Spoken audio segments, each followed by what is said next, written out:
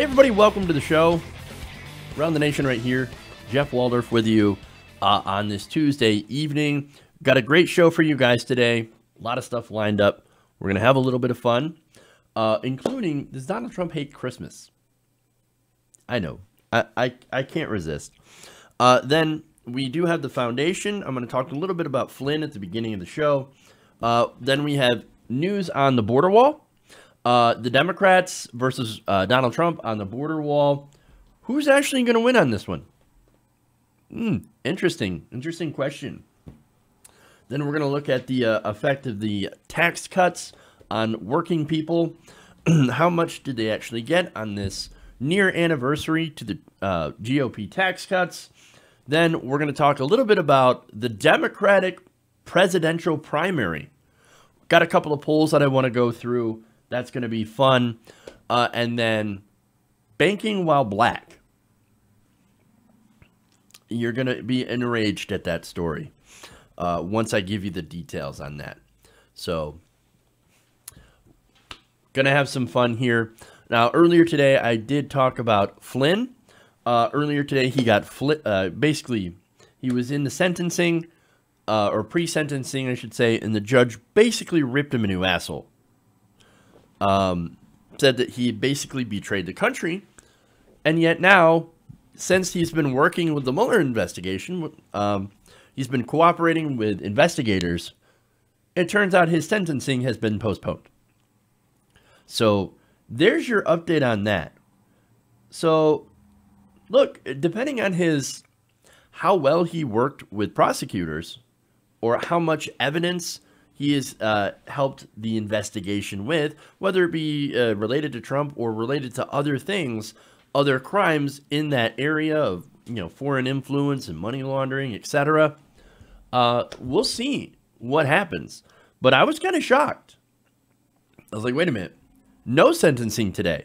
Now, it wasn't Paul Manafort. Sorry, Michael Cohen had already been sentenced.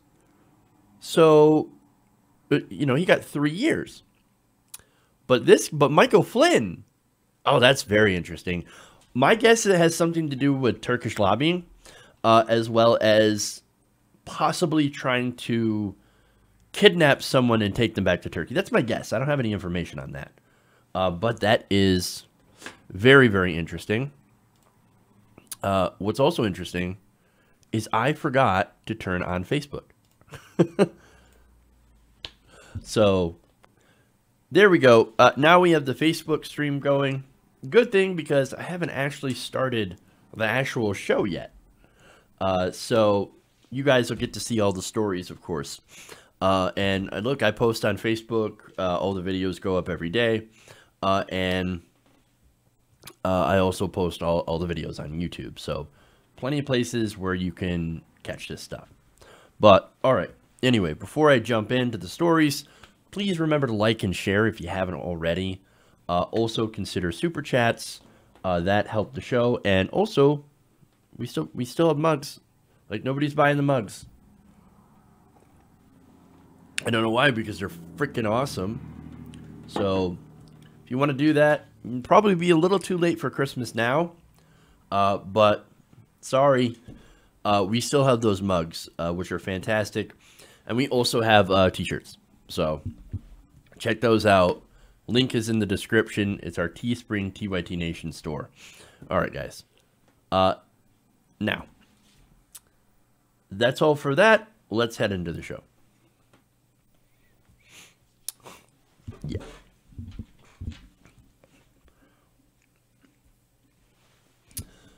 Does Donald Trump hate Christmas? Well, to be honest, I don't really know the answer to that question, but I do know what he hates. Christmas parties. Apparently, the 45th president despises going to the White House Christmas parties.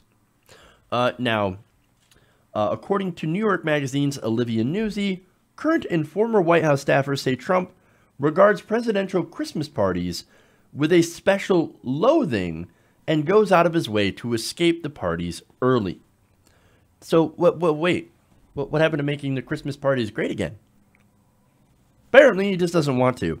Now, according to one person close to the White House, talking to Newsy, she says, it makes perfect sense that Trump hates the entire production surrounding Christmas. Well, now, why would that be? Look, this is the guy who said, no, we say Merry Christmas here in America because, God damn it, we're a Christmas nation, right? That we say Merry Christmas. We say Merry Christmas. Okay, well, you're not saying Merry Christmas to anybody else, at least not at these parties, because you want to just get the hell out of there. Okay, well, what is it about Christmas parties that irritate President Trump? Well, that person close to the White House has one idea, and there are different ideas, and I'm going to present them, of course, talk about those. For one, this person said, well, the reason that Trump doesn't like Christmas is because it's not about him. Quote, if it were about him, he'd love it. Christmas is not about him. So, hey man, look, if we called it Trumpmas, well, then he'd be interested. Or we left the presents under the Trump tree. Well, then he might be interested in this holiday. Oh, Jesus.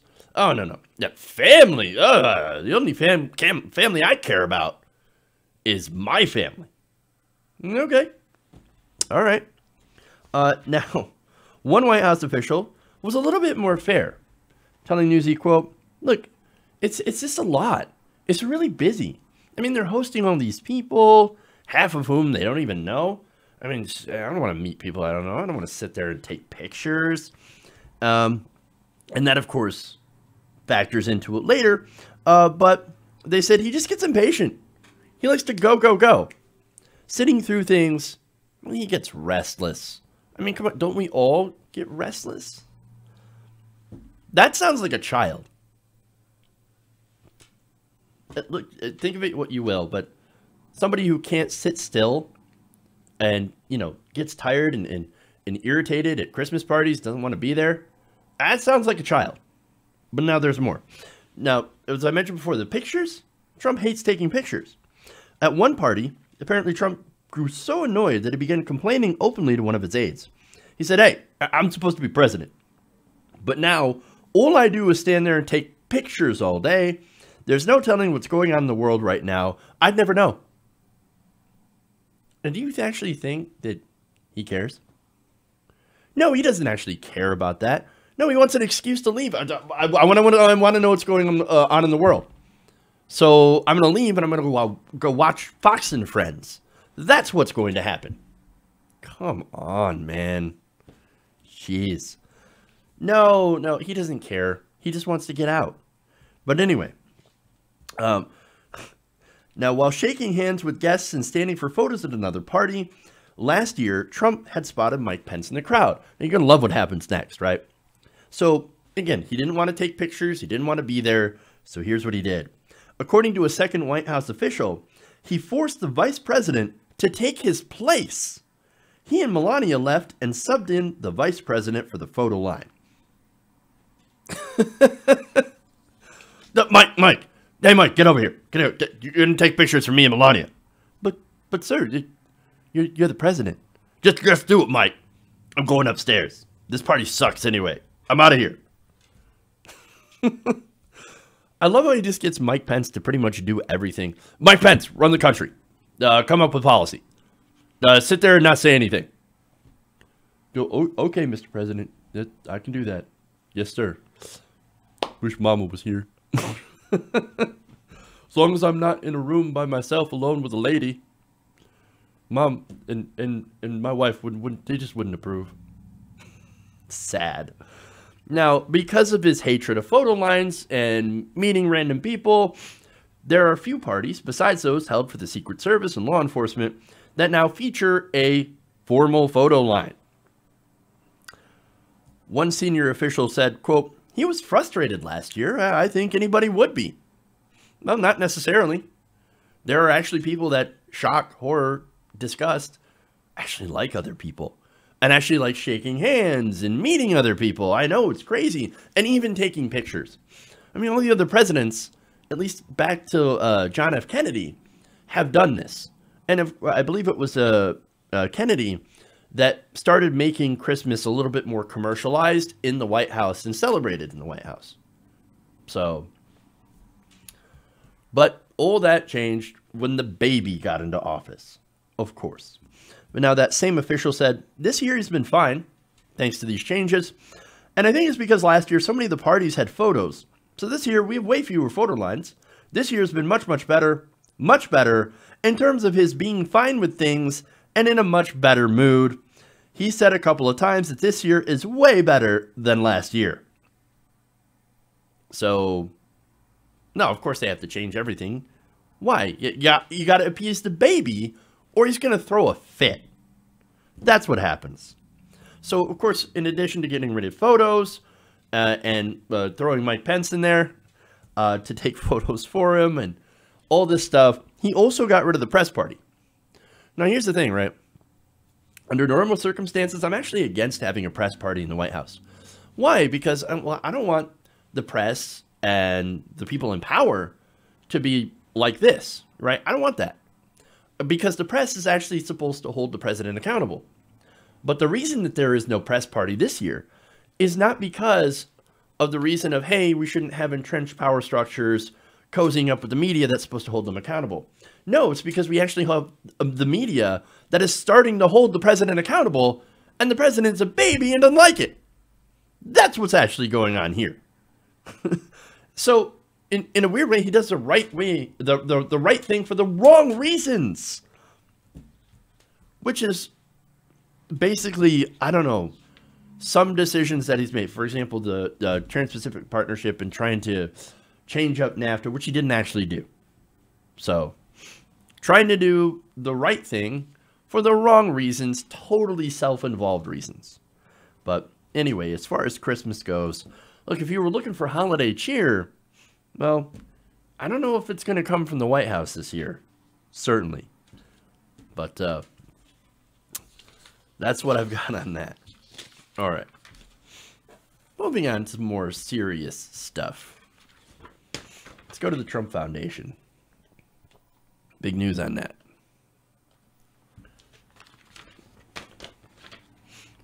All right. So earlier today, Axios has reported that the Trump Foundation has now agreed to dissolve in an agreement with a lawsuit from the New York Attorney General, Barbara Underwood. Now, this is after allegations had surfaced that the so-called charity was actually being used for nothing more than President Trump's personal and political gain. Wow, great. Now, the dissolution of the foundation now comes after the Washington Post reported that its funds were actually being used not to help people, as it's supposed to be a charity, right? But it's actually been used to pay off legal settlements for Trump's private businesses.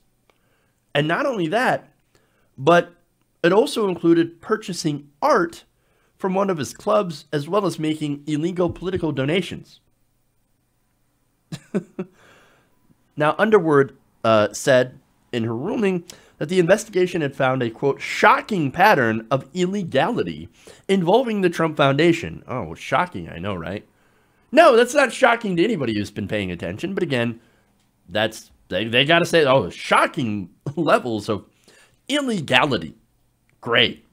Now, one of the things they found along with that is unlawful coordination with the Trump presidential campaign, as well as repeated and willful self-dealing, and much more. Underwood wrote in the initial suit, the foundation was little more than a checkbook for payments to not-for-profits from Mr. Trump or the Trump Organization. But obviously, it got worse. The Post reporting showed that for years, Trump appeared to use the foundation, which was by law independent, to make payments that went to his own specific interests. For example, the largest donation in the foundation's history, a total of $264,231 gift to the Central Park Conservancy back in 1989. So they really went back and they did their homework. And they found, oh man, even stretching back to the late 80s, here you have Trump using this foundation to benefit himself. Now that supposed gift, right, went to restore a fountain in New York City. That fountain was right outside Trump's Plaza Hotel. Oh no, not corruption, not self-dealing at all. Oh no, no, this is a charitable gift to the city of New York. It just so happened to be right in front of my hotel. Come on, man. Jeez. Now, it gets better. It gets better. There's a small donation, a $7 foundation gift to the Boy Scouts that happened that same year. Now, look, they gave $7 to the Boy Scouts? That's weird. That's a weird donation. But even that $7, turns out, benefited the Trump family. Why?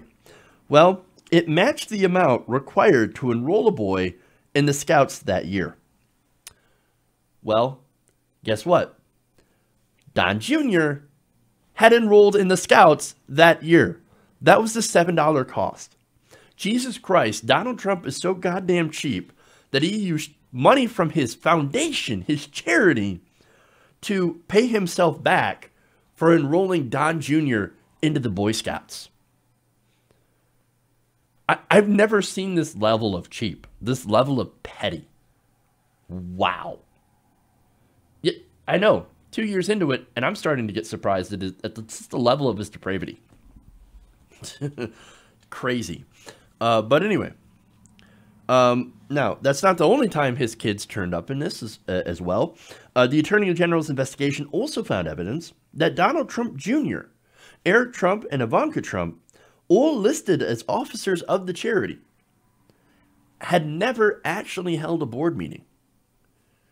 Well, now that's interesting. Now, this charity's been around for quite some time, even to the point of where Don Jr. was 11 years old. Well, but then they grew up and they became members of the board, right? Well, it turns out those members have never even met. And not only that, the treasurer himself didn't even know he was treasurer. I'm going to get to that too. The board actually hadn't met since 1999. And the charity's official treasurer, Trump Organization executive Alan Weisselberg, told investigators that he wasn't even aware that he was on the board. What? No, I'm the board of the Trump Foundation. What are you talking about? Well, I didn't know that. I know, like, I imagine, like, realizing later on or having investigators tell you, you realize you're on the board of this foundation. What? What? No! How could... Really? How did that happen? Weird. Either he knows it and he's bullshitting, or he actually... Or this entire foundation is so dysfunctional and so set up in a way that just benefits Donald Trump and not anybody else in such a haphazard, ham-fisted way that people actually didn't know. Oh, I forgot to tell Mr. Weisselberg that he was on the board. Oops. Well, it's not like we ever meet. It's not like we ever actually do charity. No. We just take that money from donors and we put it in our own pockets. Sometimes I buy jerseys. Sometimes I buy paintings of myself. Sometimes I enroll my son in the Boy Scouts and then pay myself back for it. Or sometimes I pay off my legal fees or people, I mean, you know, whose stories or allegations against me I want to bury. You know, normal stuff that you do with a charity. What? No, see, I think he understands or misunderstands what a charity is supposed to do. See, people give you money in that charity so that you can give it out to other people who need it. Not people give you money and put money into your charity so that you can give yourself money. That's not how it works. That's not how it works, right? Look, the only one benefiting from the Trump Foundation, obviously, is Trump and his family. So what they did is they suckered rich people, and sometimes not rich people, into giving money to him, and then he just put it in his pocket. Everything is a scam when it comes to Donald Trump. Because, and I realize this, right? And maybe I'm a little late to the party, and I'm pretty sure I've known this all along, to be honest with you. I just haven't said it. But Donald Trump is not good at business. Okay, I probably have said that before. But he's not good at business. So that, you know, what he does instead of being good at business, because again, you're not good at business if you go bankrupt 6 different times running casinos and putting your names on buildings. No, you're terrible. You're a terrible businessman. But the only way that he could actually stay rich is to start scamming people. So he only knows how to rob, he only knows how to lie, he only knows how to scam, and he only knows how to go bankrupt when his creditors come after him. I mean, look, Trump University, and now the Trump Foundation. And of course, I think this whole presidency has also been a gigantic scam on the American people. So, look, what you have here, and I love this, right? So New York, the attorney generals in New York are now actually starting to tear down Donald Trump's empire of lies. And I think that's a great thing. So goodbye to the Trump Foundation. Not going to miss you. Okay.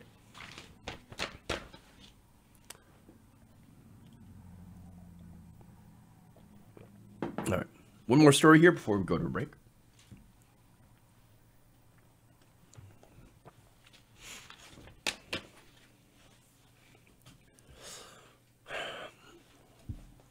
With a partial government shutdown looming at the end of the week, President Trump and Democratic leaders have been fighting about Trump's stupid border wall.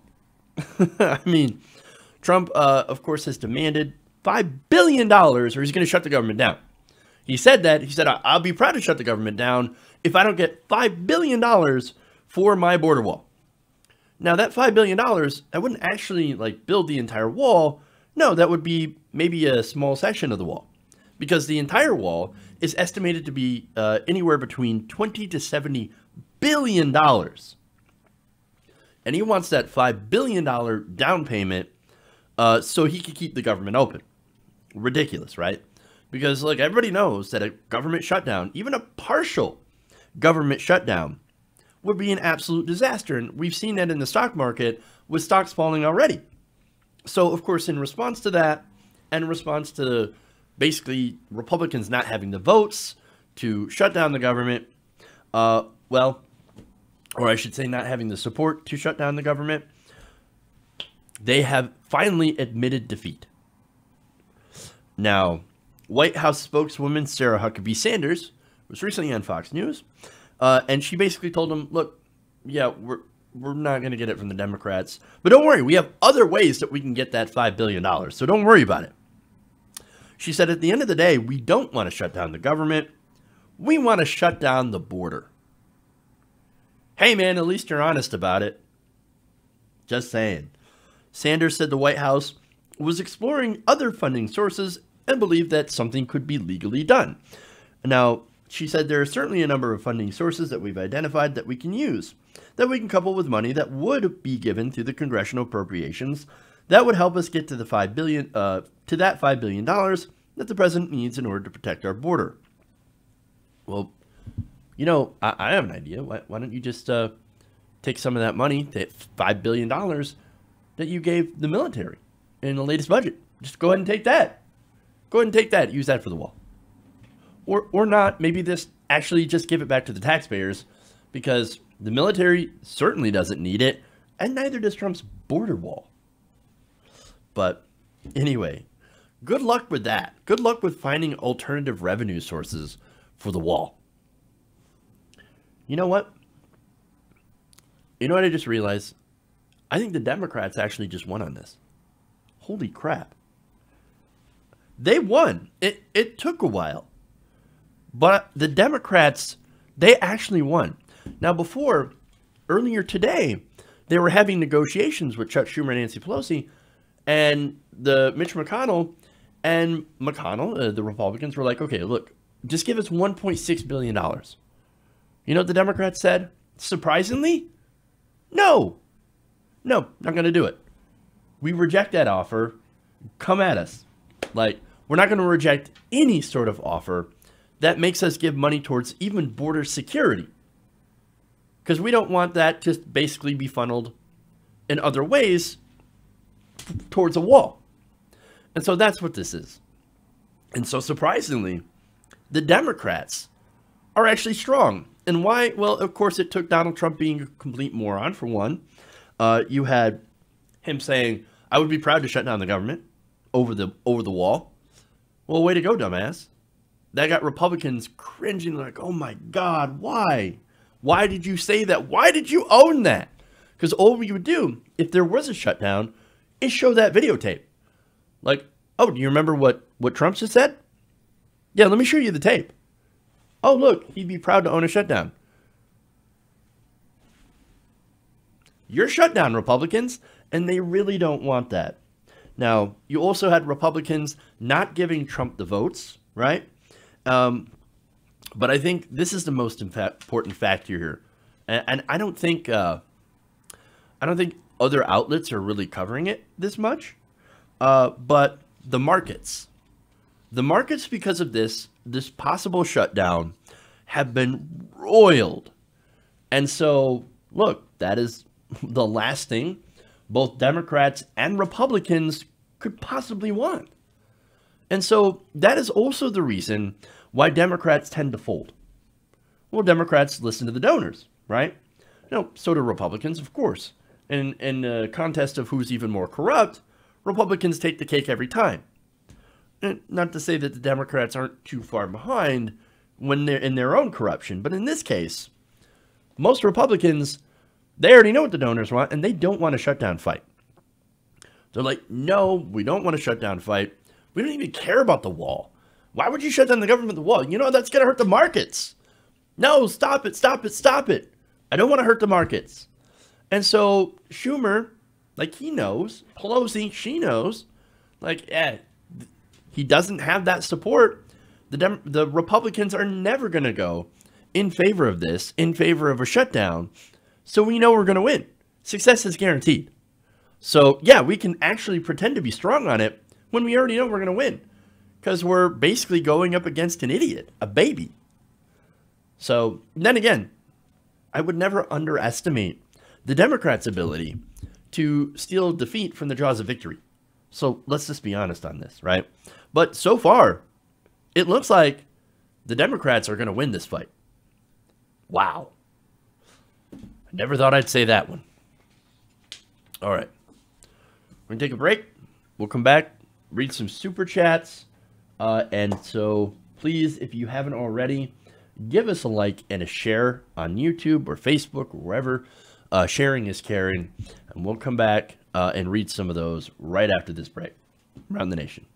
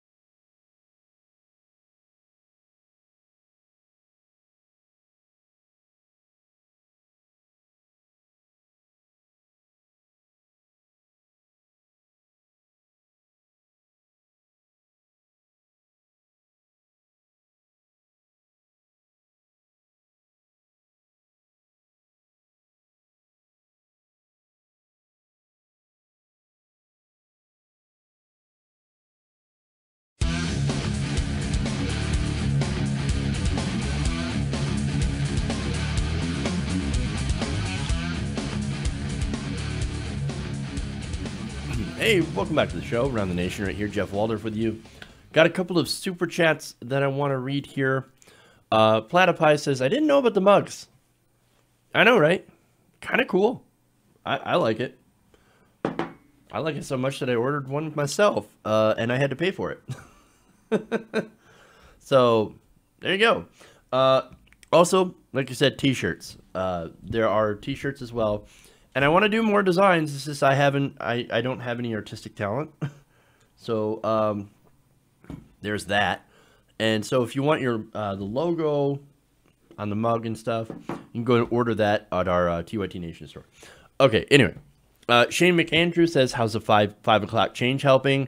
He prefers 3, but I wanted to make the change to help you. Well, thank you, Shane. I appreciate that. It's working out pretty well, actually, for my schedule. So, it is nice to have it a little bit later. It works out for LA time as well. And being the lead into TYT, not too bad. Not too bad. So thanks. I appreciate that. All right. So let's move on to the next story here. Let's look at the economic impact of Trump's and GOP's tax cuts. So, all right.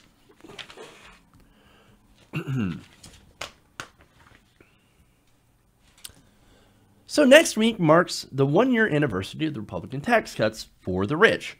Now, in it, of course, they made a lot of cuts to individual rates, as well as, in some cases, even raised some people's taxes by taking away certain deductions. But mainly, they cut corporate taxes for corporations by quite a bit, from 35 to 21%. So that's a significant tax cut. And so, well, now they have all these earnings. Now, when Trump signed that bill, he said, no, this is going to be tremendous for all Americans. We're going to be swimming in jobs. The economy is going to be fantastic. And so, hey, look, great. Cut taxes for the rich and cut taxes for regular Americans. Not necessarily true. I'll get into the numbers in that. Now, he also claimed that even before he signed the tax cuts, that corporations were giving billions and billions of dollars away to their workers. Now, was that true? No, it was obviously not true. But again, let's look at the numbers objectively. Okay, so look, here are the claims, right? Trump says, oh, the economy is going to be fantastic, so we passed the tax cuts. Is it fantastic? Well, let's take a look. According to statistics from the Economic Policy Institute, in the past 12 months, cash bonuses, right? So this is another thing that was promised. We give corporations these tax cuts, well, then they're going to shower bonuses on their workers, right? Cash bonuses only gave workers an additional 2 cents within their hourly compensation. That is adjusted for inflation. So all $1.5 trillion in these tax cuts ended up netting average workers an extra 2 cents. Wow. So let's dive into the numbers for a little bit more detail. Now, according to one analysis, only about 4.4% of U.S. workers got a wage increase or bonus as a result of the tax bill. So 96% of workers didn't see any benefit. No pay increase, no bonus. Very, very small amount of Americans got some sort of benefit, at least American workers. But now, of course, the top 1% and these corporations, well, they basically made 100% of the benefit. Now, where did that money go, right? The rest of that money, well, as I just told you, it went right back to the rich. Now, U.S. corporations, it turns out, they have announced spending $1 trillion on stock buybacks so far this year. That was a 64% increase from 2017. So obviously they got a lot of money back and they are certainly using it. Now, that money went to executive compensation. So that's stock buybacks, as I said before. What happens is they basically inflate the value of their own stock and then they cash out. They take that money and then they run. That's what happens. And of course, the higher your stock value is, since most executive compensation is tied up in stock prices, the higher it goes, the more they make. That also has the unfortunate impact, or I should say effect, of creating a bubble. What happens when there's a bubble? Well, it bursts. So now, look, you could look at that and say, well, okay, maybe they don't know that what they're doing is creating a bubble. Pretty sure they do know. I'm pretty sure also that they don't care because they're making a ton of money. A ton of money. Now, what about wage growth? Now, there's another thing, right? So people who defend the president, defend the economy, say, well, unemployment's really, really low, right? Unemployment is so low, and that's true. Unemployment has hit lows. And so there are a lot of jobs.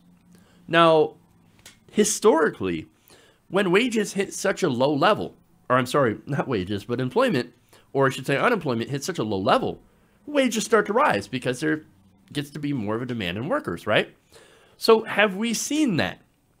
Have we seen an increase in wages since these tax cuts were passed into law? Well, yes and no. So let me get into the numbers on that. The EPA found that in the last 12 months, average hourly earnings have increased, but have only increased a total of 81 cents. That is 3.1%, according to the Labor Department. Now, look, to be honest, that's the biggest increase since 2008. That's really sad, actually. So even back during the Obama years, you had wage stagnation. And 2008 was right before the crash, by the way. And so wages only had this much of an increase back then, nearly a decade ago. And it's only 81 cents. Now, it gets worse though. When taking the 2.2% inflation rate into account, workers' wages actually grew only about 0.9% within the past year. So that is less than 1% wage growth when taking inflation into account. So are wages rising? No, they are still stagnant despite the promise of, oh, well, obviously you give tax cuts to corporations, they're going to give you a bonus. They're going to give you a raise. Well, it didn't give you a raise, and the bonus was about equal on average to an extra 2 cents. And so while you're getting that, while you're reaping those rewards as a worker, here you had the 1% that got an average tax cut of somewhere to $30,000 to $60,000 a year. And they're going to save billions. So understand that while you are struggling and you are still making basically less than you did before, or than someone working the same amount of hours in the 1960s, understand that all that money went up for the rich. It went right into their pockets. And if you're doing well, then, well, that's great, but you're either likely somebody who already is wealthy, and if you're not, and if you are still doing well, understand that these tax cuts likely had little to do with how well you're doing. But understand that the impact of those tax cuts later on will come back to bite us. And so that's the truth about the Trump tax cuts nearly a year after they were signed into law. They're not good for America, they're not good for the economy, and they're definitely not good for the worker. Okay.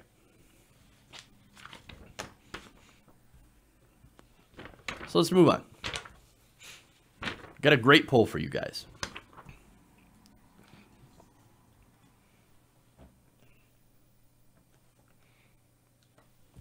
All right.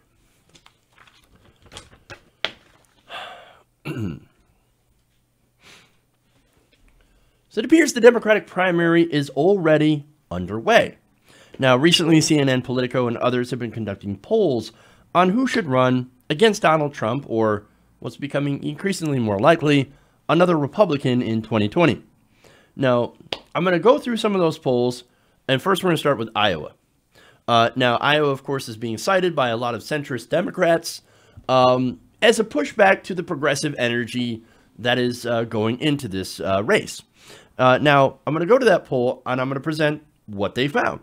Now, it turns out that this poll has a very clear winner, and that's Joe Biden.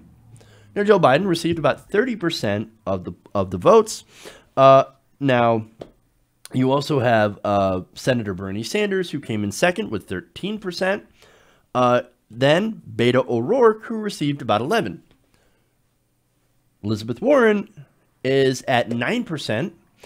Then, of course, at the back, you have Kamala Harris with 7% and Senator Cory Booker with 6%. Okay.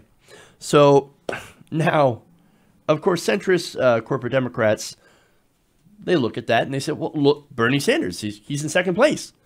He's being annihilated by Joe Biden, who was the clear front runner. Now, look, you could say that, but again, this is one poll, and yes, it is from Iowa, but you also have to look at the methodology, right? So generally, these kinds of polls are usually landline polls, which tend to skew more older and conservative. So there's that. Now, where's Kamala Harris? Well, she's at 7%. Now, why do I pick on Kamala Harris? Well, it turns out CNN right now is doing segments about how Kamala Harris is now the front runner for the Democratic Party. You have Chris Cillizza and Harry Enton specifically declaring Kamala Harris the front runner. But wait a minute. No, if you're going to look at it, if you're going to look at the actual results of the poll, then you can look at both Bernie Sanders, who's in this one is in second place, or Joe Biden, who is dominating the field in this specific poll in Iowa. So you can't look at that and say, oh, no, Kamala Harris, she's going to win. And that's not factually accurate. And look, again, maybe he's making predictions that, oh, no, once Kamala kind of breaks out and has more name recognition, well, then that's when she'll be front runner for the Democratic Party. Okay, man. Well, we'll have to see what happens there. Now, I have other polls, by the way. DFA, Not Democracy for America, did their own straw poll of their own members. So understand the methodology in that. They basically talked to their near 1 million members. And they asked who they would like to see. So now leading the field, unsurprisingly in this one, was Bernie Sanders with 36% support. Now he was followed by Joe Biden at about 15% and Beto O'Rourke at 12%. Now where's Kamala Harris?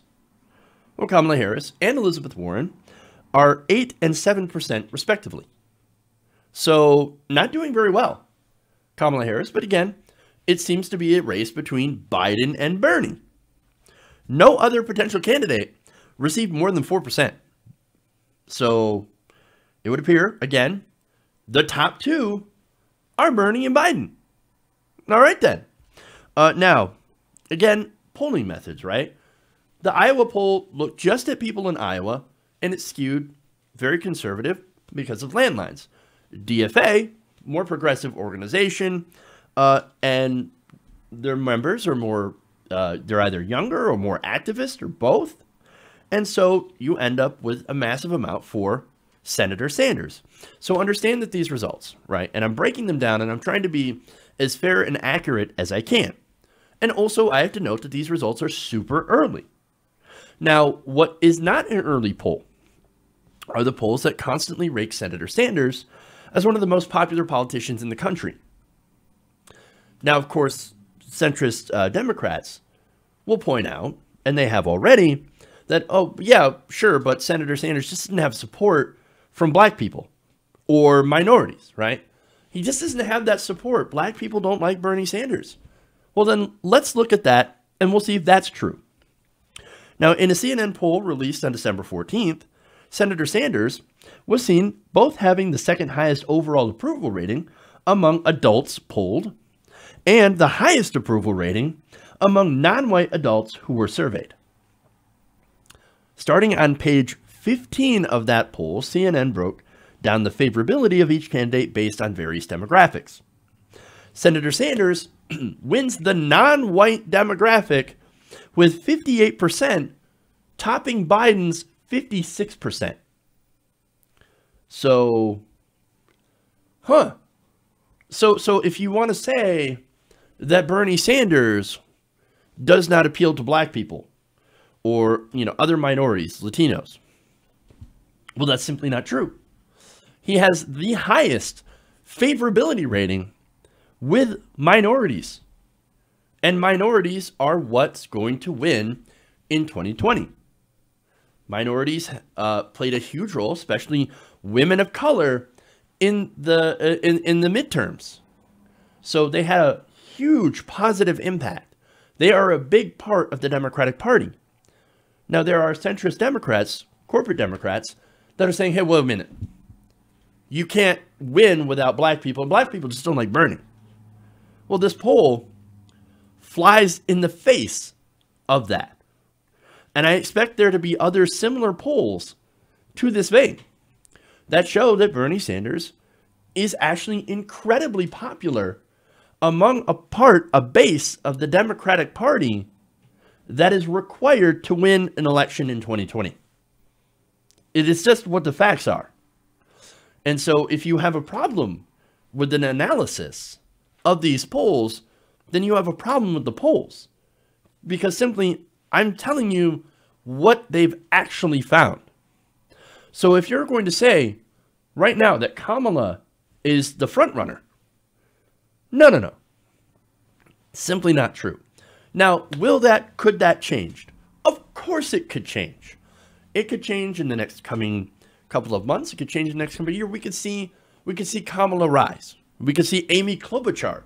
There are polls out suggesting, she's at 9% in Iowa. She is a rising star in the Democratic Party. I don't necessarily believe that's going to happen, but you never know what's going to happen when it comes to a Democratic or just a primary. So, okay, let's look at that and let's see what happens. But right now, if you're going to continue the Bernie bro narrative, which has been proven false over and over and over again, then you are simply not looking at the facts, and you are simply living in the world that you want to live to. Because if you're suggesting that Bernie Sanders sit down because, he's an old white person and will never get the support of black people, well, it's not factual. And really, if you say that, then you are pushing an agenda. And it's very, very clear.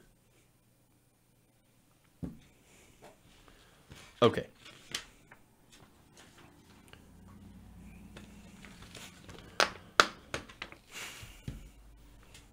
All right. Moving on. Get this last story.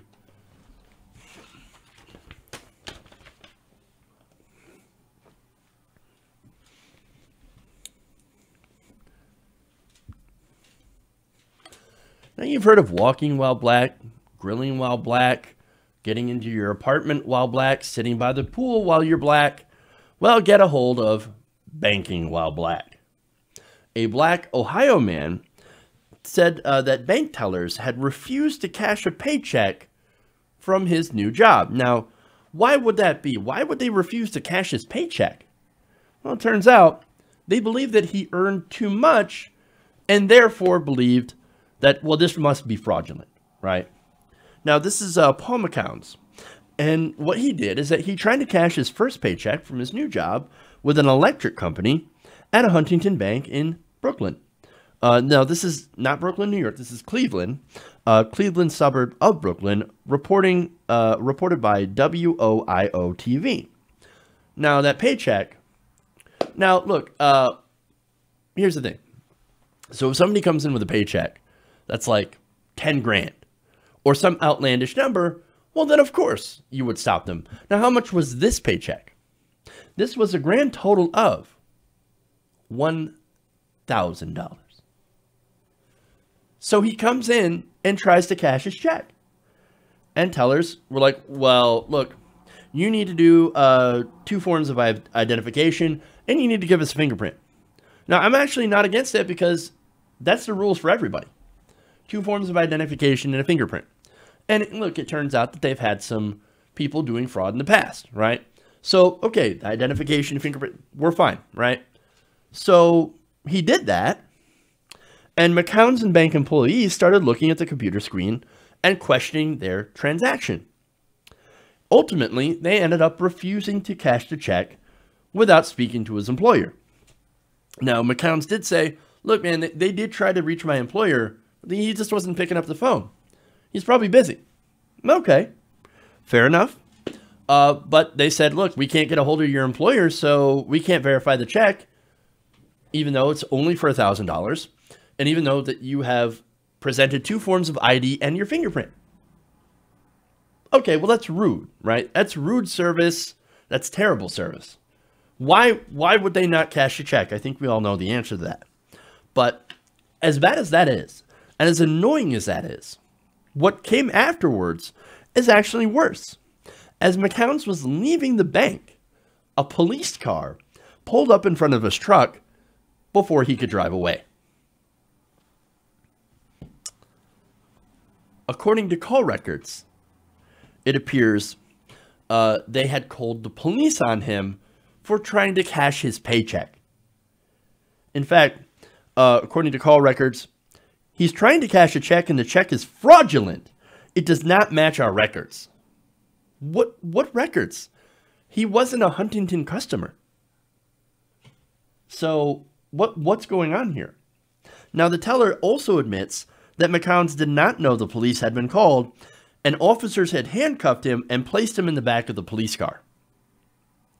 So go to cash your check after, working for a place for 3 weeks, right?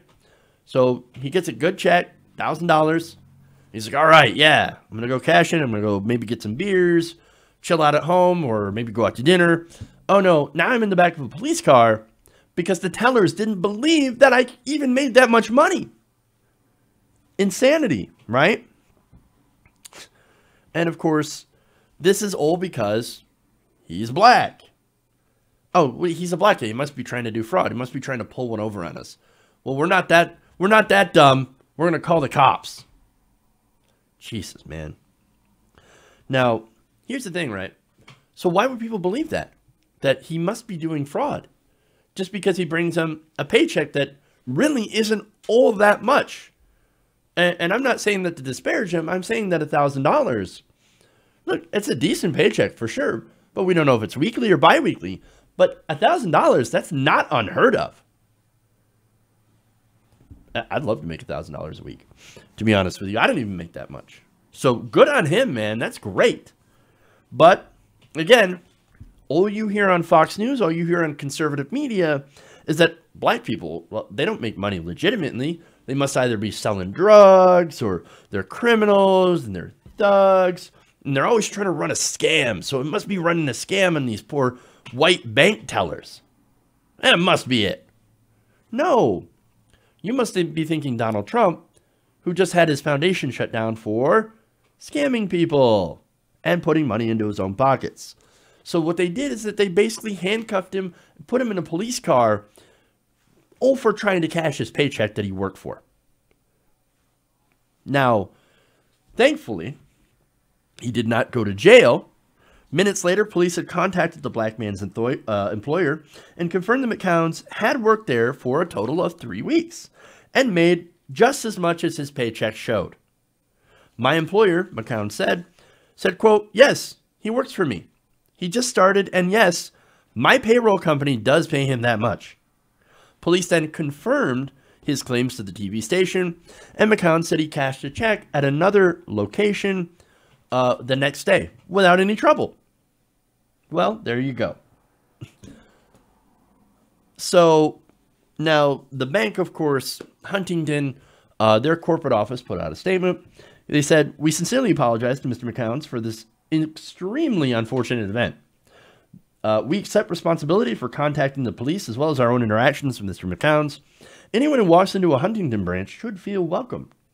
Regrettably, That did not occur in this instance, and we are very sorry. And of course, it didn't occur because there are people that have this racist implicit bias. And so, look, a black person comes into a blank with a $1,000 check, decent sized check. Now, but not abnormal. Again, if it was something like $10,000 or $15,000, some crazy amount of a check, you might want to go, I'm not sure about this. Maybe we should do some verification, right? But he was treated as if he did have one of those gigantic checks. And it wasn't true.